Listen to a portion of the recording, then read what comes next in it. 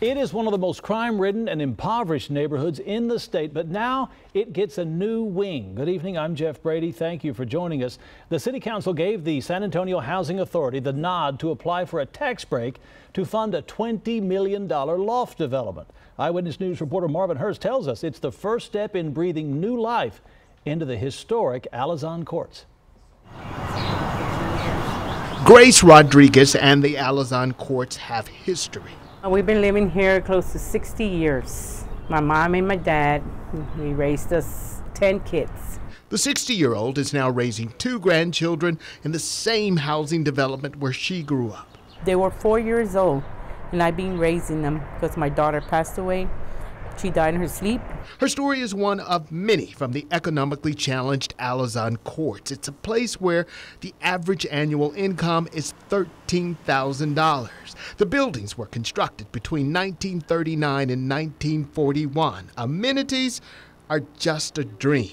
Some apartments have no AC, washers and dryers. Some have no operable faucets outside to water a plant. There are even apartments unrepaired after a fire and some with unwanted visitors. Well, some people have problems with rats, which I know I did. I had to kill some of them. The San Antonio Housing Authority acknowledges this is not the housing model for the present or the future. We'll be providing San Antonio Housing Authority 88 affordable units to the near west historic neighborhood of Alazan Apache. The new development is called the Alazan Lofts. The plan is to build on this stretch of land at El Paso and Colorado. We are still in need of incentives to help our area revitalize.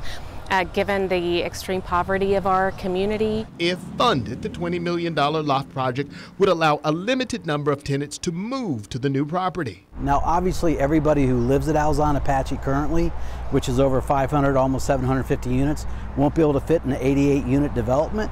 As for the future of the historic housing development, change will come from strategic conversations with the community, but it won't happen overnight. Finding capital is a challenge for this lofty dream. This is not necessarily a desire to bring new people into the neighborhood, which we would welcome, but the idea is just that we give the people that already live here the opportunity to live in quality housing. Grace Rodriguez says not every tenant wants the change.